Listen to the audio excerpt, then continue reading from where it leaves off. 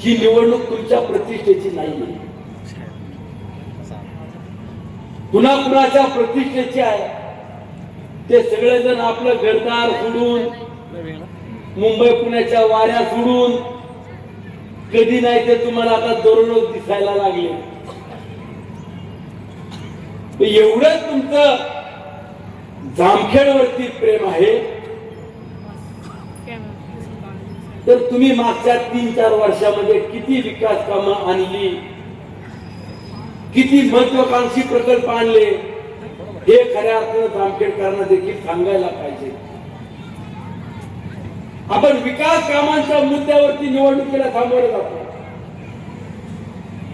आम्हाला मतदान करा, आम्हाला आमदार करा, आम्हाला खासदार करा, आम्हाला नगराध्यक्ष करा, नगरसेवक करा, जिल्हा परिषद सदस्य करा, सभापती करा, हे ज्या वेळेला म्हणत असतो, प्रत्येक 5 वर्षाने देखील तेच मुद्दे घेऊन आपण पुन्हा निवडणुकीला सामोरे जातो. 2019च्या महाविकास आघाडीचं सरकार होतं. आदरणीय अजितदादा उपमुख्यमंत्री होते, अर्थवित्त मंत्री होते. आजही अजितदादा उपमुख्यमंत्री, अर्थवित्त मंत्री आहेत. 2019ला आमचे मित्र रोहितदादा आणि सुनील शेळके पहिल्याच टर्मचे आमदार. आमच्या दोघांमध्ये स्पर्धा असायची की तुम्ही अधिकचा निधी नेता का मी अधिकचा निधी नेतो. मग निधी देत असताना चांगले चांगले प्रकल्प माझ्या मतदारसंघामध्ये झाले पाहिजे ही भावना ठेवून आपण पाठपुरावा करत असतो. आणि तो निधी देणारा नेता कोण, तर ह्या राज्याचे उपमुख्यमंत्री आम्हा सर्वांचा नेता आदरणीय अजितदादा. जामखेडकरांना किंवा कर्जतकरांना सुद्धा जो निधी दिला, तेवढाच निधी मावळकरांना सुद्धा अजितदादांनी दिला. जामखेडमध्ये एवढं मोठं हॉस्पिटल उभं राहते, कुणी निधी दिला? दादांनी दिला. नगरपालिकेची इमारत निधी कुणी दिला? दादांनी दिला. पंचायत समिती निधी दादांनी दिला. तुमचं बस स्टॉप, एसटी स्टँड निधी कुणी दिला? दादांनी दिला. मग असे मोठमोठे प्रकल्प जर आदरणीय अजितदादांच्या दूरदृष्टीतून, त्यांच्या पाठपुराव्यातून या शहरामध्ये मिळत असेल आणि जर विकास काम होत असतील, तर जामखेडकरांना देखील मला आव्हान करायचंय की एक वेळ आदरणीय अजितदादांच्या या विकास कामांच्या जोरावरती आणि दूरदृष्टीवरती जर तुम्हाला विकास करायचा असेल, इथले प्रश्न सोडवायचे असतील, तर आमच्या सुवर्णाताईला देखील नगराध्यक्ष म्हणून संधी द्या.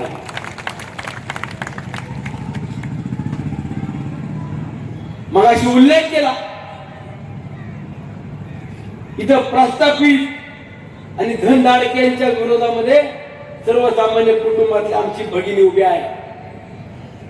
मला जामखेडकरांना सांगायचं, कोण किती धनधाडक आहे, कोण प्रस्थापित आहेत, कुणाची प्रतिष्ठा या ठिकाणी कुणी कुणी लावली आहे, याचा विचार न करता आपण सर्वसामान्य व्यक्तीला देखील संधी दिली पाहिजे.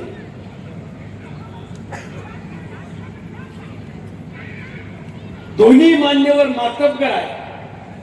अरे जामखेडकरांना काय कमी केलं या दोन्ही मान्यवरांना, या मंडळींना, शिंदे साहेबांना आणि आमच्या रोहित दादाला? तेही भाग्यवान आहेत. स्वतःला 2 वेळा आमदारक्या दोघांनाही मिळाल्या आणि पराभूत झाल्यावरती सभापती पद पण मिळालं. आम्हाला असं कधीच नाही मिळायचं. पण त्यातून तुम्ही जामखेडकरांचं काय भलं केलं हे सुद्धा तुम्ही सांगायला पाहिजे. शिंदे साहेब माझे खूप जवळचे मित्र आहेत आणि रोहितदादा पण मित्र आहे. खाजगी त्यांना तर विचारणार आहे, एवढी प्रतिष्ठा तुम्ही पणाला का लावली? साध्या कुटुंबातल्या व्यक्तीला तुम्ही एवढं घेण्याचं कारण काय? आणि प्रतिष्ठा पणाला लावली. 3000 आणि 5000 रुपये तुमच्या इकडे किंमत माणसाची करायची वेळ आली. 3,000 रुपये वाटतं, 5,000 रुपये झाले. आता 1,000 रुपये जर तुमची किंमत करत असतील, जामखेडकरांनो हा पैसा त्यांच्या खिशातला नाही. पण सांगतो, निवडणुकीला कोणी आलं नमस्कार घालायचा, बस चहा घे औक्षण करायचं. आणि जर लक्ष्मी आली तर ती लक्ष्मी सुद्धा स्वीकारायची. लक्ष्मीला कधी नाही म्हणू नये. कुणी 5नी देऊ, 2नी देऊ, 10नी देऊ, परत काय 5 वर्ष तुमच्या दारात हे लोक लक्ष्मी घेऊन येत नसतात. तुम्हाला आज विनंती घ्या, पण सर्वसामान्य माणसाला देखील आपण निवडून द्या ही देखील तुम्हाला विनंती करणार आहे. यांची प्रतिष्ठा कोणाला लागली, यांचं अस्तित्व राहतं की जातं, त्यांची लढाई आहे. म्हणून जामखेडकरांनो एकदा यांना देखील धडा शिकवा. तुमच्या करता जामखेडकर प्रत्येक वेळेला रिकामा नाही. तुम्ही तुमची प्रतिष्ठा बाजूला ठेवा. सर्वसामान्य माणसाच्या मागे आम्ही सुद्धा उभं राहू शकतो, आम्ही सुद्धा त्याला साथ देऊ शकतो. हे उदाहरण तुम्हाला देण्याची संधी आहे. आम्ही सुद्धा मावळामध्ये सर्वसमावेशक उमेदवार दिले. माझी तर पिरू विकणारी ताई उमेदवार आहे. तुम्ही बातमीत पाहिला असेल, आमच्याकडे पिरू विकणारी पण ताई आहे. सगळ्या महिला भगिनी आल्या, त्यांनी सांगितलं अण्णा हे आमच्याकडनं एक महिला भगिनी आहे, हिला तू संधी दिली पाहिजे. म्हणलं देतो, पण म्हणलं आमच्याकडे पैसे नाही. म्हणलं निवडून यायला आपल्याला पैसे लागत पण नाही. सर्वसामान्य पिरू विकणारी माझी ताई आज माझ्या लोणा नगरपालिकेची उमेदवार म्हणून उभी आहे. सर्वात जास्त मताधिक्याने तिला विजयी करणारी लोक आमच्या मावळात आहे. छत्रपती शिवाजी महाराजांचा मावळा आहे. जसं आम्ही सांगतो तसे आमच्या मावळातली माणसं सुद्धा मायाळू आहेत. आणि एखाद्याचा कार्यक्रम करायचा ठरवला तर चांगला निबार कार्यक्रम करतात अशी सुद्धा माणसं आहे. म्हणून जामखेडकरांना सांगायचंय की यांचं प्रस्थापितांच्या लढाईमध्ये तुमची अडचण, तुमचे हाल करून घेऊ नका. सर्वसामान्य कुटुंबातल्या व्यक्तीला देखील आपण संधी द्या. महेश जाणार मी गेले 4-5 वर्षापासून जवळून पाहतो. कोविडच्या काळातलं त्याचं काम पाहिलं. आजही आडी अडचणी सुखा दुःखात उभा आहे. आणि आज अशा कार्यकर्त्याच्या पाठीमागे खऱ्या अर्थाने या मंडळीने देखील साथ दिली पाहिजे. मगाशी सांगितलं त्या ताईनं की आमच्या इकडे 8 दिवसानं पाणी येतं. 8 दिवसानं येतं. 2-2 आमदार 8 दिवसानं. खरं त्यांचा मुंबईतून मोठा सत्कार करायला पाहिजे. आणि दोन्ही सत्तेकडे असलेले आमदार बराच पाठपुरावा करायचं वाटतं. पण ही परिस्थिती, धुळीचं साम्राज्य, रस्ते चालू आहेत का बंद आहेत ते कळना. यांची स्पर्धा कशाची, विकास कामाची नाहीये. तू एमआयडीसी आणली मी बंद करणार, तू पाणी योजना आणली मी बंद करणार, तू हे काम मंजूर केलं मी त्याच्यावर स्थगिती आणणार. यांची स्पर्धा फक्त एकमेकाला श देण्याची आहे, या शहराला विकसित करण्याची नाही. म्हणून माझी विनंती आहे, एकदा यांना जागा दाखवा. आपण जर आपल्या कुरघोड्यामध्ये आज 35-40 हजार कुटुंबातल्या व्यक्ती नाही तर व्यक्ती करत असाल तर आपण काय विकास करणार आहात. राज्याचे मुख्यमंत्री आदरणीय फडणवीस साहेब यांच्या देखील मी जवळचा सहकार्य आहे. त्यामुळे जामखेडकरांनो तुम्ही काळजी करू नका.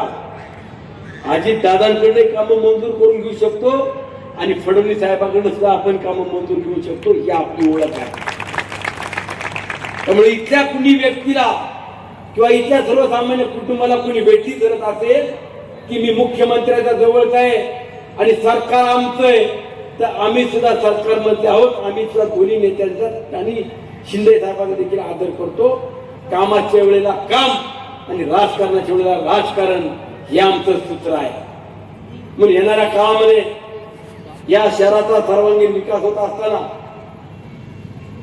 अनेक जण वेगवेगळे प्रबोधन दाखवतील, अनेक जण वेगवेगळ्या पद्धतीचे आमिष देतील. मगाशी सांगितल्याप्रमाणे जर कुणी काय दिलं तर बिंदास घ्या, पण सर्वसामान्य कुटुंबातल्या व्यक्तीला एक वेळ संधी द्या. आणि आज जामखेडकरांच्या माझ्या महेश दादाच्या सांगण्यावरून या ठिकाणी आलोय. त्या आदरणीय अजित दादांचा एक शिलेदार म्हणून आलोय. दादांनी या शहराला जे काही निधी मागच्या 5 वर्षाच्या कालावधीमध्ये दिला त्यापेक्षा अधिकचा निधी या शहराच्या या नगरपालिकेच्या विकास कामांना दिल्याशिवाय राहणार नाही, हा देखील तुम्हाला विश्वास देतो. माझ्या माय भगिनींना देखील सांगतो. मगाशी ताईनं सांगितलं, आमच्या संध्याताईने सांगितलं, लाडकी माझी बहीण या योजनेमध्ये अजितदादांनी राज्य सरकारवरती किती जरी तिजोरीवरती बोजा आला तरी ही योजना बंद केली नाही आणि ही उद्याच्या काळात देखील योजना बंद होणार नाही. ज्या सर्वसामान्य कुटुंबातल्या व्यक्तीला आधार देणाऱ्या योजना आहेत, माझ्या दिव्यांग असतील, आदिवासी असतील, प्रत्येक व्यक्तीपर्यंत योजना पोहोचवण्याचं काम या सरकारच्या माध्यमातून आदरणीय अजितदादा देखील करतायत. आणि विकसित म्हणत असताना मगाशी बारामतीचं उदाहरण दिलं. 5 वर्षाकरता जामखेडकरांना मी तुम्हाला पुन्हा आव्हान करतो, फक्त 5 वर्षाकरता आमच्या सुवर्णताईला संधी द्या. या जामखेडला सुद्धा बारामतीकर अजितदादा केल्याशिवाय राहणार नाही, हा विश्वास तुम्हाला निमित्ताने देतो. महेश भाऊ सर्वसामान्य कुटुंबातले आहात, सर्वांना माहिती आहे. सर्वसामान्य कुटुंबाच्या मागे सुद्धा सर्वसामान्य जनता उभी राहती, याचं उदाहरण स्वतः सगळ्यांनी मलाही घेरलं होतं, मलाही अडचणीत आणण्याचा प्रयत्न केला. नेते गेले, पक्ष गेले, सगळे गेले, फक्त अजितदादा एकमेव नेता माझ्या मागे उभा होता. आणि त्या नेत्याने 5 वर्ष मावळात जे काही दिलं त्या कामाच्या आणि विश्वासाच्या जोरावरती 2019ला 92,000 निवडून आलेला हा सुनील शेळके 2024ला 1,10,000 निवडून आला. त्यामुळे कोण किती धंडाड आहे आणि कोण काय घेऊन आलं याचा विचार न करता आपलं काम काय आहे, आपलं 5 वर्षाचं विजन काय आहे हे सर्वसामान्य जनतेपर्यंत पोहोचवावं, एवढी आमची रणधुमाळी सुरू आहे. आणि तिथला प्रचार उरकून महेश भाऊ करता सुद्धा या ठिकाणी यायचंय. या प्रचाराला आलो, जामखेडकरांच्या व्यासपीठावर मान्यवरांच्या भावना ऐकल्या. सुवर्णाताई, तुम्ही नगराध्यक्ष पदाच्या उमेदवार आहात. तुमच्या समोर शिवसेनेकडनं उमेदवार आहे, भारतीय जनता पक्षाकडनं आहे, दुसऱ्या राष्ट्रवादी काँग्रेस पक्षाच्या सुद्धा नगराध्यक्ष पदाचे उमेदवार आहे. इथले स्थानिक आमदार तुतारी चिन्हावरचे निवडून आलेले आमदार आहेत, तेही तुमच्या विरोधामध्ये उतरले. इथले पराभूत झाले, परंतु विधिमंडळातील सर्वोच्च पदावरती असलेले सभापती हे सुद्धा तुमच्या विरोधात इथे प्रचाराला उतरले. राज्याचे उपमुख्यमंत्री शिंदे साहेब ते सुद्धा तुमच्या विरोधात प्रचाराला उतरले. आणि राष्ट्रवादी काँग्रेस पक्षाकडून तुमचा भाऊ म्हणून होता सुनील शेळके तुमच्या प्रचाराला आहे.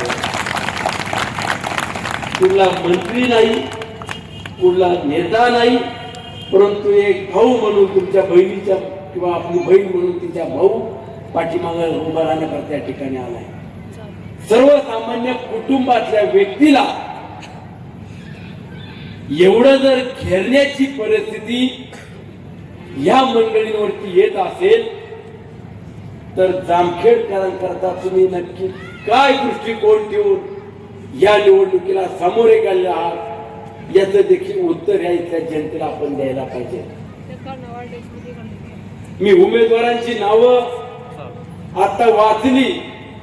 जे राष्ट्रवादी काँग्रेस पक्षानं उमेदवार दिले ते शाहू फुले आंबेडकर विचारधाराला समर्पित अशा पद्धतीचे उमेदवार या नगरपालिकेच्या निवडणुकीमध्ये उभे केले आहेत.